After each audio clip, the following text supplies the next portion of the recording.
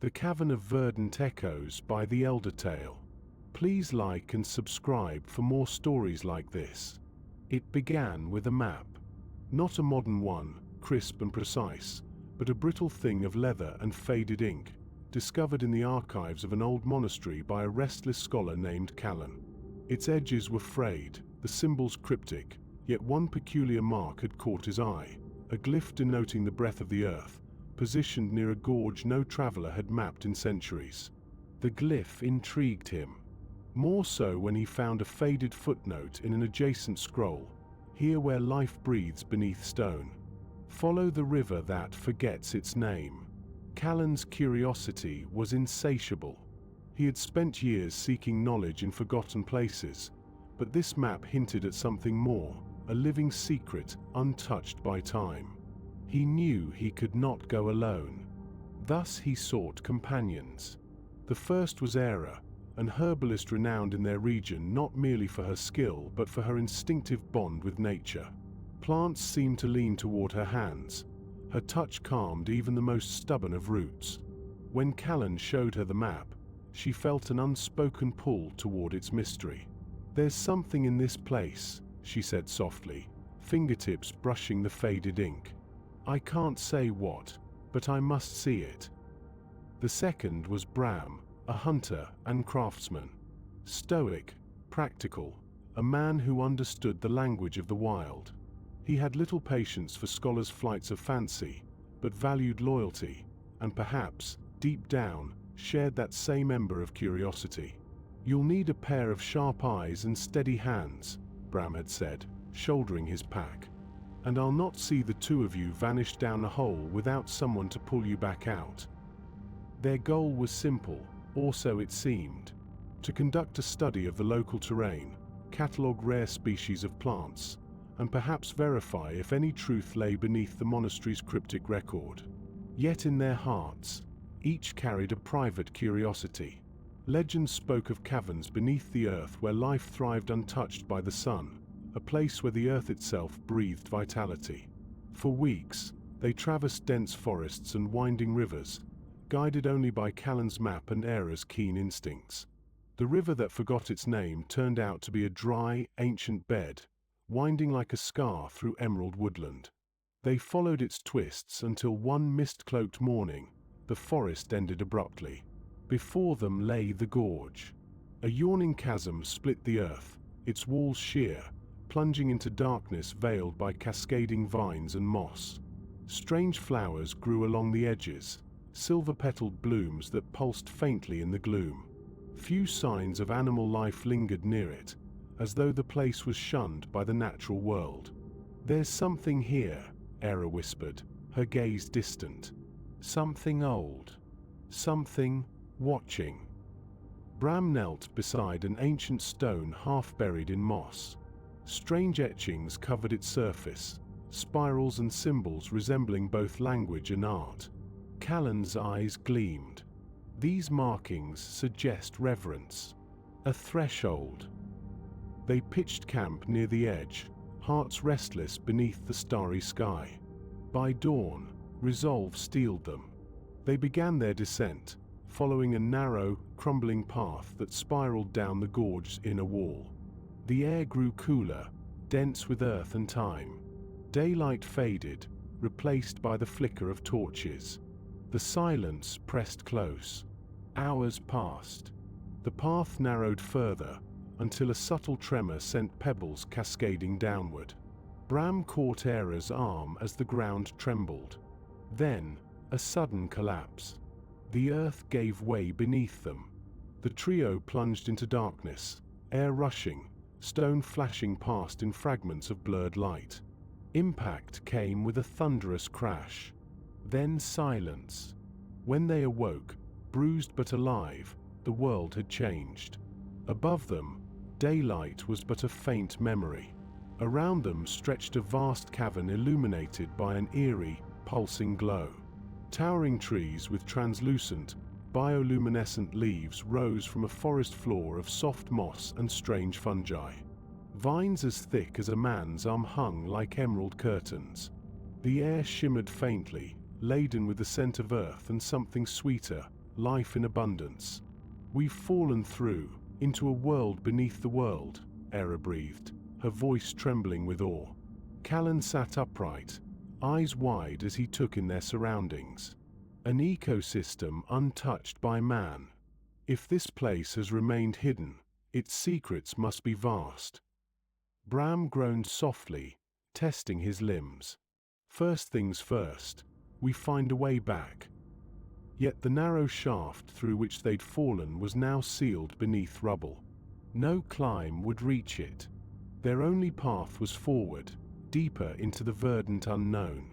They set off with caution, senses alert.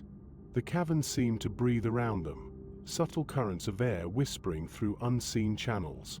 The forest was alive in strange, silent ways. Leaves emitted a faint hum. Roots pulsed faintly with internal rhythms. As they walked, spores drifted like snow in the dim light. Each step revealed new wonders. They passed beneath arching trunks as wide as houses. Flowers the size of bowls opened and closed in slow, rhythmic patterns, responding, perhaps, to the vibrations of their footfalls. Glowing insects danced in spirals, weaving trails of pale blue light. Era knelt often, studying unfamiliar herbs and fungi with reverence. Her journal filled rapidly, sketches of strange blossoms, notes on the subtle currents of the air. Callan deciphered growth patterns and marked their path meticulously, his mind racing with implications. Bram moved quietly, always watchful. His hunter's eyes caught shifts in the underbrush, eyes gleaming in the dark, forms that melted away before they could be truly seen. "We're being observed," he murmured one night by the fire. "Not hunted, not yet, but we're strangers here." On the third day, they came upon an underground lake. Its surface glowed softly, reflecting vast stone pillars rising into shadow. Strange, eel-like creatures swam beneath the surface, their bodies trailing bioluminescent tendrils. Era dipped her fingers in the water and gasped softly. "It's warm," she whispered. "Alive, somehow." They camped there beneath the towering pillars, watching the lake shimmer with life. That night, as they rested, their camp was approached by a creature unlike any they'd known. Six-legged, furred in hues of violet and silver, eyes gleaming with sentient curiosity. It circled them once, sniffed the air, and vanished into the trees. "We're trespassers here," Bram muttered. "Best we remember that." The deeper they ventured, the stranger the sights became. Vines wove into vast curtains, parting only reluctantly before them. Flowers emitted musical tones, soft chimes that seemed to harmonize with one another. Small creatures resembling winged fish hovered in pockets of humid air. And beneath it all, a low, constant hum. Faint but unrelenting, as though the cavern itself possessed a heartbeat. Signs of an older presence soon emerged. Stone arches rose amidst tangled roots, half swallowed by time. Fragments of shattered columns lay scattered beneath moss. Symbols akin to those at the gorge's edge marked fallen stones. "It's a ruin," Callan whispered, voice reverent. "Older than any we know. Who built this, and why here?" They pressed on, driven now not merely by curiosity but by a growing sense of destiny. The air grew warmer, suffused with a subtle vibration. And in the heart of the ruin, they found it. A crystalline orb, suspended within a lattice of living vines. Light pulsed within it, slow, rhythmic, soothing. The structure seemed both plant and stone, woven with purpose. Era approached first, drawn by an irresistible resonance. Her hand hovered near the orb, her breath shallow. "It amplifies life," she whispered. "I can feel it." Callan's gaze was awestruck. A conduit, or a wellspring. If we can understand it, perhaps we can use it. Yet even as wonder filled them, danger stirred. From the shadows, creatures began to gather, drawn to the artifact's energy. beasts of sinew and fang, their forms shifting as though half-formed from the cavern's will. "We must leave now," Bram said, blade drawn. In the ensuing chase, the trio fled through winding corridors. The artifact's energy pulsed brighter, reacting to their presence. Instinct guiding her, Era touched its surface, and a surge of warmth enveloped them. The world blurred. In moments, they found themselves within a shaft leading upward, an ancient elevator of living vines and stone, long dormant but now awakened. As the platform rose, the cavern below began to tremble. The artifact's glow intensified, then dimmed, its form fracturing. By the time they reached a new opening in the surface far from their original descent, the artifact's energy was spent. It crumbled to dust in Era's hands, a final act of sacrifice. Weeks later, they sat beneath a starlit sky, the world of sunlight seeming distant and strange. "We were guests," Era said softly. "The artifact, it chose to help us. But at a cost." Callan nodded. "Its loss is a reminder. Power, unearned, is not ours to keep." Bram gazed at the horizon, a lesson well learned. They returned to their lives changed, bound by trust, humbled by nature's mysteries. And though the path to the Verdant Echoes was lost once more to time, its memory lingered, as a story for those who seek wisdom in the unseen. They did not know how long they slept after their strange ascent. It was Bram who awoke first, light-headed but alert, beneath the dome of ancient stone now cracked with veins of bioluminescence. The air was warm and rich, each breath filled his lungs with subtle sweetness, like the scent of deep woods after rain. Nearby, Callan stirred, blinking as if surfacing from a long dream. Era slept still, her brow furrowed in restless thought. When she too awoke, they gathered in silence. Above them, the surface seemed near, glimpsed through slivers of open sky beyond stone and vine. Yet no easy path reached it. Instead, a series of spiraling steps led downward once more, carved long ago into the cavern's walls. "We're not done," Callan said softly. "Whatever power this place holds, it brought us here. We should understand why." Bram grunted but did not argue. In truth, though he longed for the open air, something in this hidden world called to him as well, some old instinct he could not name. They descended the steps in cautious silence. The new level of the cavern revealed yet more wonders. A wide glade opened before them, carpeted with pale moss that glimmered faintly beneath their steps. Immense trees rose into unseen heights, their trunks smooth as marble, their leaves shimmering in hues of jade and silver. High above, small winged creatures darted through shafts of violet light, their calls musical and soft. Here, the air seemed alive with presence, calm, yet watchful. Era paused often, hands hovering near strange flowers that seemed to pulse in rhythm with her breath. "These plants, they're sentient, in some way," she murmured. "Not like minds, but aware." Callan knelt to examine spiral roots that wove intricate patterns through the moss. His fingers traced lines etched in the bark, symbols echoing those they'd seen in the ruins above. "Communication," he whispered. "A language of life itself." Bram remained still, eyes scanning the deeper shadows. "We're not alone," he said at last. Their journey through the glade stretched over hours or days. It became difficult to tell. Time lost its grip in this place.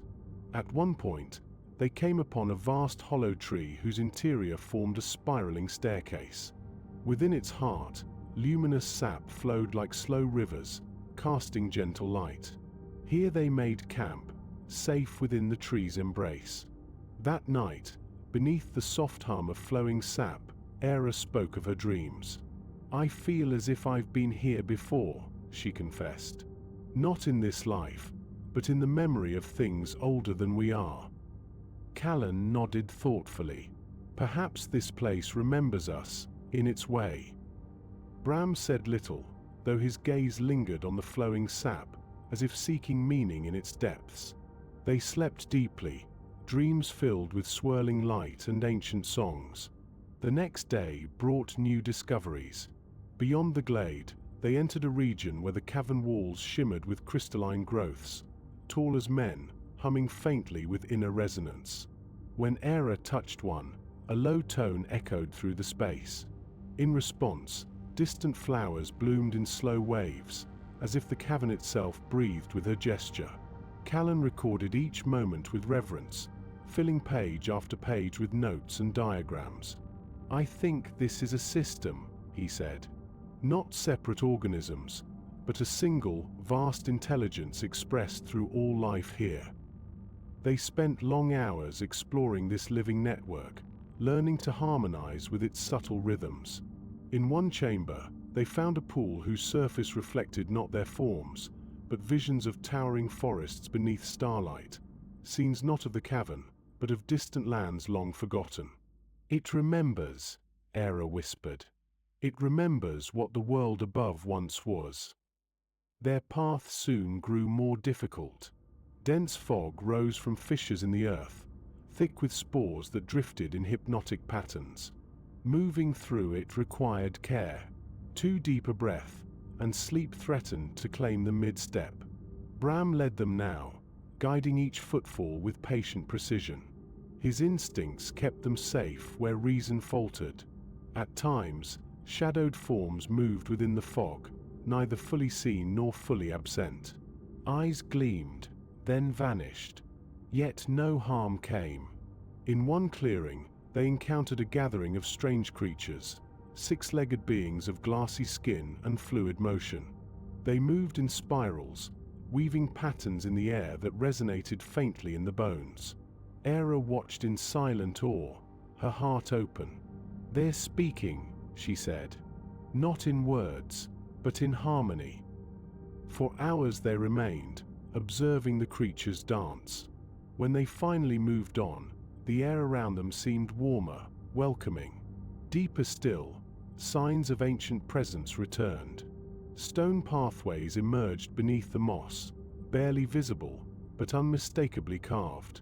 Towering roots embraced fractured columns whose surfaces bore intricate reliefs. At one point, Callan halted before a vast stone disk half buried in earth. Its surface bore an image, a great tree whose branches reached both sky and deep earth, encircled by flowing script. "This was a sanctuary," he breathed. "A place where life was nurtured and protected." The ruins grew more elaborate as they progressed. Bridges of living vines spanned chasms lit by unseen light. Archways opened into vast halls where roots and stone intertwined in perfect unity. Here, the air vibrated with quiet power, neither threatening nor inviting, but aware. At the heart of this sanctuary, they found a second artifact. Unlike the orb above, this one resembled a great seed, suspended in a lattice of light woven from living strands. Its surface pulsed faintly with life.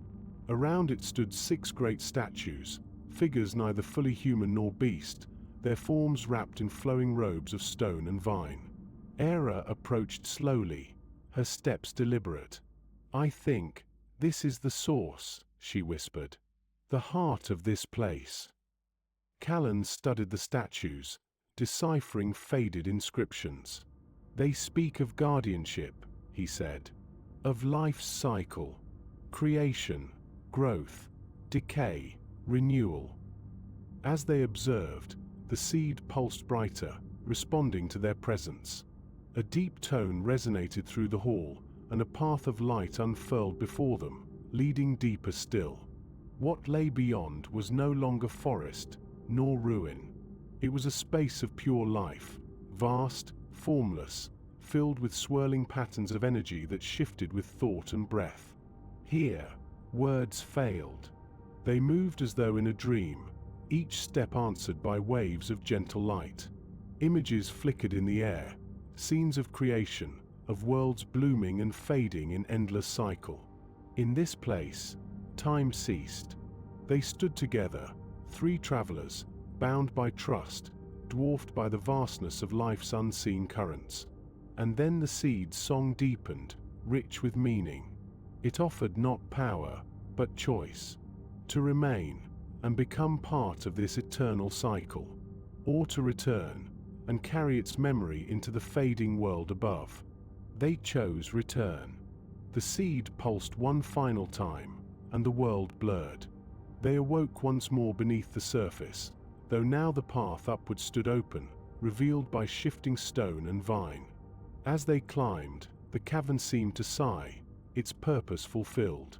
When at last they emerged beneath the starlit sky, dawn approaching, the seed's song echoed faintly in their hearts. Weeks passed before words came easily. Sitting once more beneath familiar stars, they spoke of what had passed. "We were guests," Era said softly, "not conquerors. The artifact chose to help us, and to teach."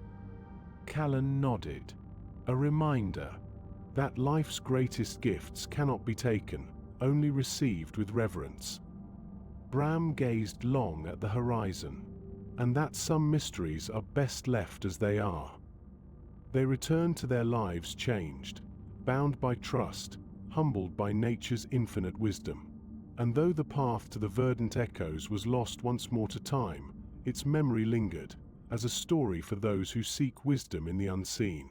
They lingered beneath the open sky longer than they had planned. The stars seemed brighter now, as if some veil had been lifted from their eyes. Even familiar constellations shone with new clarity.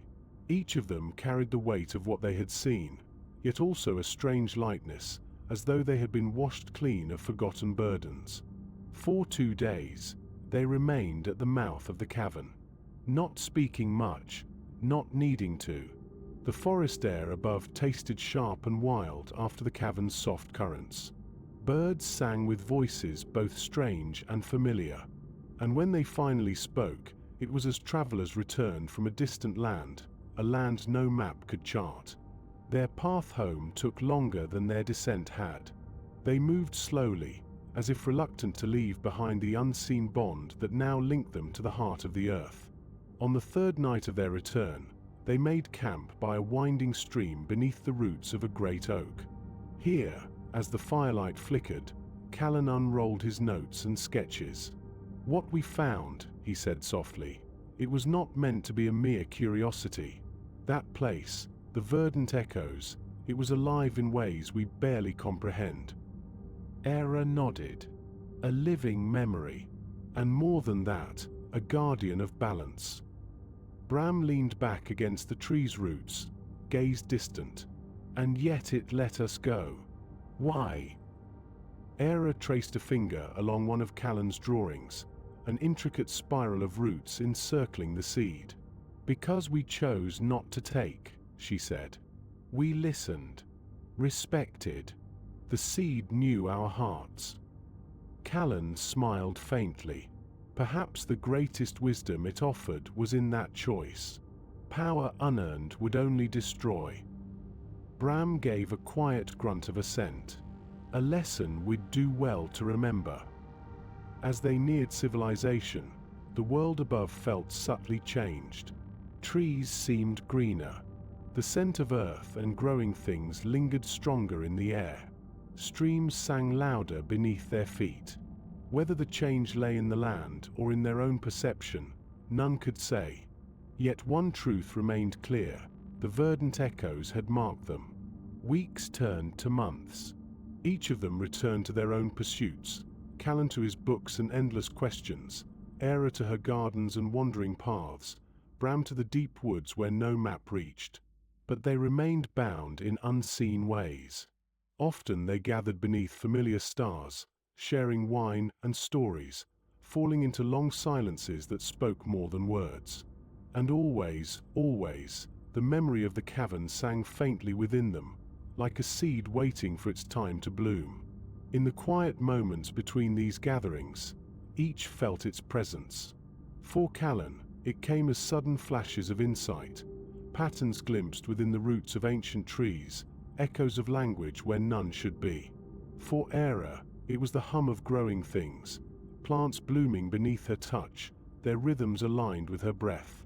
For Bram, it was a deepened knowing, a sense of place within the land, an unspoken bond with the unseen life that moved beneath the forest skin.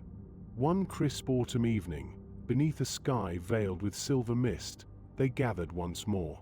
Callan carried a new fragment of text, an ancient poem unearthed from forgotten scrolls. Its lines spoke of the breath of the earth, of roots that sang beneath stone, of travelers who listened and were forever changed. As the words faded into silence, Era smiled. "It was not just a legend," she said. "We lived it." Bram gazed long into the fire. "And now, what do we do with that knowing?" Callan looked between them, eyes bright with quiet resolve. "We remember," he said. "We honor it. We share its wisdom, not as a tale of power, but of harmony." They raised their cups in silent toast. And beneath the stars, the seed song echoed once more, soft, subtle, eternal. Far below, where no light reached, the verdant echoes remained. The seed pulsed faintly in its cradle of light and vine, its purpose fulfilled, yet its watching endless. For it knew that one day, others would come, drawn by curiosity, by longing, by the call of life itself. And when they did, the cavern would remember. Not all who sought it would be worthy, but those who listened, those who walked with respect and wonder, they would find the path. And the seed would sing again. As the seasons turned above, so too did the inner world of each traveler. The verdant echoes had imprinted upon them more than mere memory. It had opened a doorway within their hearts, a subtle attunement to life's deeper rhythms. In quiet moments, they each felt it, the hush before a storm, when the air held its breath. The subtle spiral of a fern unfurling beneath the forest floor. The song of roots drinking deep beneath the soil. These were no longer passing details. They were part of a vast, unbroken current, one that now wove through their every breath. Months passed, marked not by calendars but by the turning of leaves, the waxing and waning of stars. And though their lives followed familiar paths once more, something essential had shifted. Callan's studies grew deeper, yet humbler. No longer did he seek to command knowledge, but to listen to it, to follow where it might lead. His journals filled with poems now as often as diagrams. Quiet reflections on the unity of life, the dance of forms across time. Era's touch in her gardens became near miraculous. Plants thrived beneath her hands, not through force or formula, but through quiet companionship. She spoke less to others now, more to the living world around her, words not of command, but of greeting, of respect. And in return, the land seemed to answer. Strangers came to her garden seeking remedies for ills of body and spirit alike. And though she offered what knowledge she could, she knew the true gift lay in simply walking beneath her trees, breathing the air touched by the seed's unseen song. For Bram, the forest became a second skin. Paths once hidden opened beneath his feet. Animals once wary grew curious in his presence. He no longer hunted as before, not from need, nor for sport.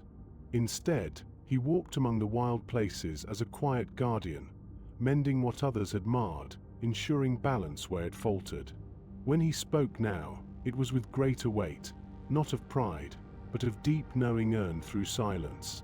And though few understood the change in him, the forest did.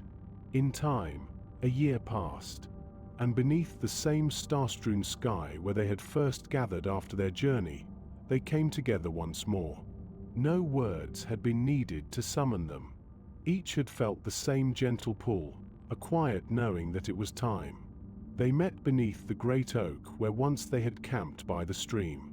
The fire between them burned low, more ember than flame, soft, steady.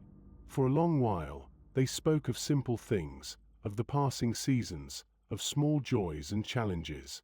Then, as the night deepened, the conversation turned inward. "I wonder," Callan said softly, "how many others have walked that path? How many have heard the seed's song? Few, Era replied, and fewer still who would hear it rightly. Bram stirred, gaze fixed upon the glowing coals. Not all seek wisdom, he said. Some would take, twist. Such are the ways of men. Era nodded. But the cavern knows. It guards its own. We were guests, not conquerors. Silence followed, deep and full. The fire hummed faintly, its warmth a mirror of the seed's long-forgotten light. At last, Callan spoke again. We cannot force others to see as we do, he said, but we can carry its song within us, in how we walk, in how we tend the life around us. Era smiled, a soft, knowing curve of her lips. And in how we choose, she said. Each day, each breath. Bram gave a slow nod. Balance, he murmured. Hard-earned. Worth keeping. Above them, the stars wheeled on. The forest whispered beneath the wind's gentle hand. And within each of their hearts, the seed song pulsed softly, timeless, patient, eternal. They parted with no great ceremony, no promises, no farewells. Only the quiet knowing that they were bound, always, by what they had shared. Far below, beneath stone and root and memory, the verdant echoes remained. The great seed, cradled in light and vine, pulsed faintly still. For life moved in cycles. Seasons turned. Travelers came and went. And the seed waited. Not with hunger, not with longing, but with the deep patience of the earth itself, knowing that one day, in the fullness of time, new footsteps would echo through its halls, new hearts would be tested, and the song of life would rise once more.